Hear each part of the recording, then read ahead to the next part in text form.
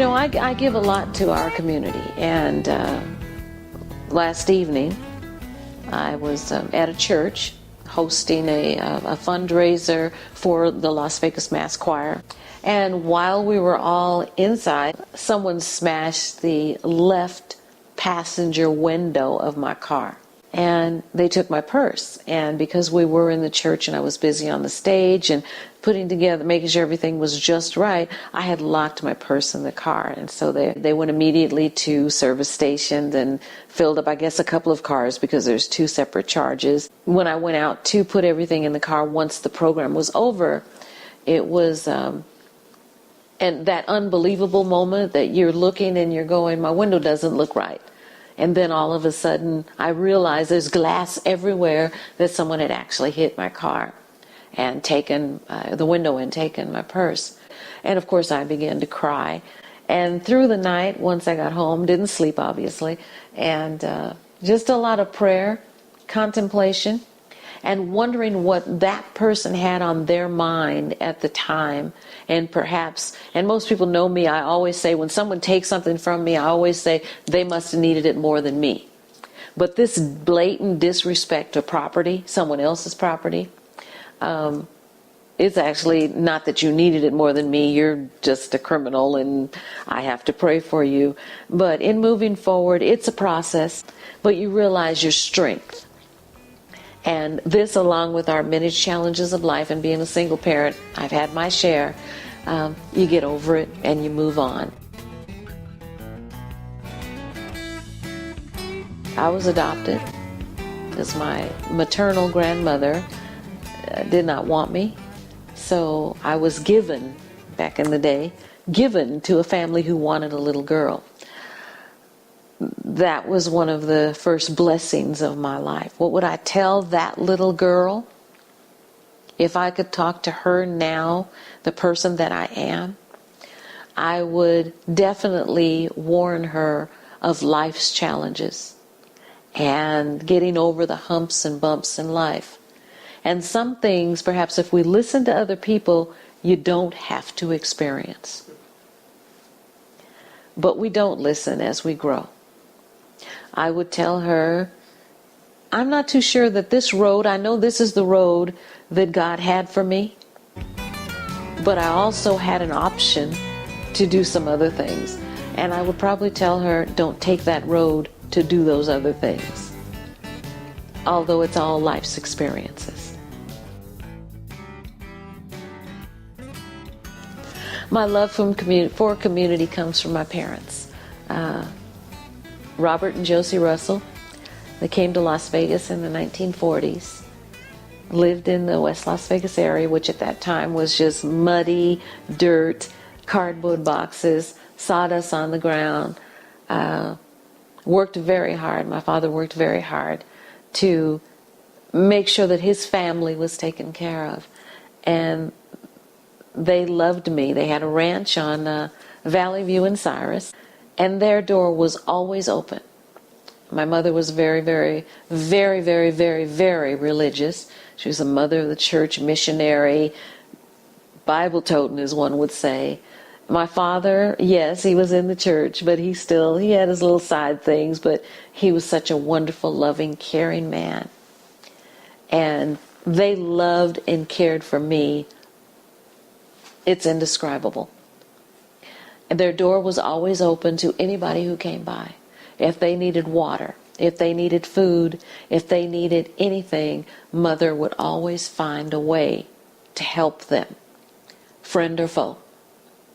And our family, or I should say extended family, was humongous. And being an only child, I never was lonely because there was always people around. And when people would come and they needed food, Mother would go, if something wasn't prepared, which she always had a pot on the stove, and they could eat. If they needed clothing, she always had something to give. I remember at that time, gypsies used to actually travel in several cars of them, followed each other to various places. And gypsies coming to our home. And Mother said a prayer before she let them in the house. And I didn't understand until later. But they said they were hungry. And they sat around and we all ate, and it was no issue. Everyone in the neighborhood knew, go see Mother Russell. Yeah, Cyrus and Valley View. And we could sit on our front porch. Yes, I said porch. Old houses had porches with the rocking chairs. And I would sit in my dad's lap. And I don't think Daddy Russell could read, but he always had a newspaper. And he would say, for me to read it, baby girl, read this. And I would read to him. Mother was of course a reader and read the Bible from cover to cover. And I actually learned to read from my mother on Sunday school cards. The transition was not difficult because Mother was always stressed articulation, keep your head up. Because at that time African Americans were not as we are today. We've grown and society accepts, and our economics are better. Mother came from Texas. Mother and Dad came from Texas. And they knew, quote unquote, where a black person is supposed to be. But they worked very hard to move forward in, quote unquote, where they were supposed to be. So moving from the West Las Vegas area, which brings about another point of donating the property, they were always giving. You know, we're talking about where everything came from with me, and how giving and caring and loving my parents were. And because they were so giving and very involved, you know, we would call it politics now, but back then, politics wasn't one of those buzzwords. It was just being involved in change in your community. And there were so many, many people who came to Southern Nevada to work, to take care of their families, whether it's with Hoover Dam, the titanium plant, getting jobs on the Strip, which was very small at that time, but still a good job at a hotel was good. And my father, Robert Russell, was very ingrained with, you know, Judge Foley and all of those people that made the laws back then. And there was a little road out near what is now McCarran Airport. And a lot of people traveled it on their way back and forth to Henderson to go to work. And they didn't have a name for it. And from what I understand, that some of the older people have told me, and UNR, University of Nevada, Reno, actually did some historical research, and it's in there. Russell Road was named after our family. Values have changed so much over the years. But I think being love, being understanding, being able to give love, being able to care, be trustworthy so someone can actually believe in your word, because that's all we have as individuals is our word. That was indeed a blessing, getting in front of the camera. As a single parent, I worked many jobs. Some, at one time, I remember working 3 jobs at the same time. When I was married to my first husband, I worked part-time at Budget Rent-A-Car until I had Rose, and then I was a stay-at-home mom. So when the divorce came, I was lost. What do you do? So loving to communicate, I went into the telephony industry. And Centel was a telephone company in Southern Nevada at the time, and I started from the bottom. I started as the receptionist in HR. That was my first job, and I moved up from there to EEO and Labor Relations. And there's a gentleman in our community who taught me everything that I even currently know about EEO and Labor Relations, and that's Mr. Ed May. And I worked in their office as a clerk at first, and he taught me the union negotiations, I mean, everything. I went from there to public relations and giving good customer service. That's always been my thing, is good customer service. Your tone of voice is so important. And I tell my girls now, put a mirror on your desk. So when you answer that phone, people can tell when you have a smile on your face. I know people who've worked on jobs for 30 years and never moved from that position. Me, on the other hand, I've always been, I want to do something different. After I left Centel, I wanted to change professions, and I moved into the gaming industry. And I was the first African-American floor manager at Sassy Sally's. I was manager, actually, at Sassy Sally's and Coin Castle. And then I went to dealer school, and I became a dealer. And then I ended up at the Hacienda Hotel. Not as a dealer, though. Again, I have people still come to me and they go, we remember you from, weren't you at the Hacienda? Again, African-American woman floor manager at the Hacienda. So firsts are a lot. It's amazing when you look back on your life and you realize the way that you have paved. And being so community involved, and my girls were in pageants, and they did community service at various things, and they were on a show on Fox 5 just showing what I was doing in the community and how I had these young girls out here doing stuff and giving back to the community. And a very, very good friend now, Miss Deborah Campbell, was the host of the show at AM Southern Nevada.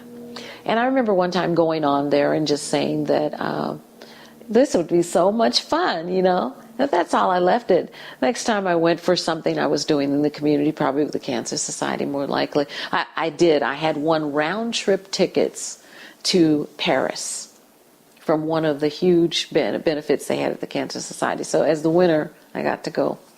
And she told me, she said, I'm putting in my notice. I got a great job offer at United Way. She said, I think you should put in your application. And I said, no way. So I went home, and of course you tell your kids, and you never know that your kids are actually listening to you. And my baby girl Rose regurgitated everything that I had ever told her about, don't worry about being different, you can always be the best that you can be, you never know unless you try, don't give up. She told me all of this. So of course I went back to Fox 5 and just dropped an application, not really concentrating or thinking, because I knew I had no, and everybody said people that were already in the media were trying to get their own talk show. So they called me back, and they called me back, and they called me back. Like I had like 5 interviews. And then they called me for a test. I had to do numbers, say the alphabet, read some sort of script, and then they set me up with 2 people to interview, one that talked way too much, and the other didn't say much of anything. So it was like pulling teeth to get this done. And I did it. Not knowing I had the skills, I did it. And they called me back and made me an offer, and that was the blessing, and that's where it all began. You say OJT, they used to have on-job training. I had it because I had a vice president, general manager, as other people had been chosen by, I guess, a selection committee, and he said no, no, and no, and he wanted to see me on camera again. That was one of the times I had to come back. And I didn't know, after I started working there, I found out the feed goes directly to his office. So he can sit there behind his desk and find out what's going on in any studio. On my first anniversary there, he gave me the tape of that, me doing the numbers and letters and sayings and all of that stuff. So that was such a blessing to get hired at Fox 5. And I can thank Rusty Durant for believing in me, believing in our community, because his thing is Fox 5 is a community station. He was born and raised here. He started, sweeping the floors. By the time I get there, he'd been there 34 years. And he trained me. He had people train me and mold me. And he was so interested in what I was doing in the community. I had complete 1,000% leeway to continue or to grow or to make Fox 5 at that time the community station. So AM Southern Nevada with Lillian McMorris was born, and that was a wonderful 10-year stretch. And anyone who asked me at any time, I have never then nor now had a boss as great as Rusty Durante. And being able to allow me to grow my dream in our community and get so involved in, it's like I said, it started with the American Cancer Society, but get ingrained in so many nonprofit organizations, whether they came on my show, whether I produced a public service announcement, or at that time, like as I do now, go out and host an event or moderate a panel educating the community. So that's kind of my journey through the work. And I retired after that 10-year stretch. Why did I retire? I don't know. I think I'm working harder now than I did then. But I'm still doing the same thing because I love my community and I love our nonprofit organizations and their goals and what they give, the programs that they have that they give to our community and helping people. That's the bottom line with me, being able to help people. Tolerant, patient, loving. I'm Lillian McMorris, and that's my chapter and verse.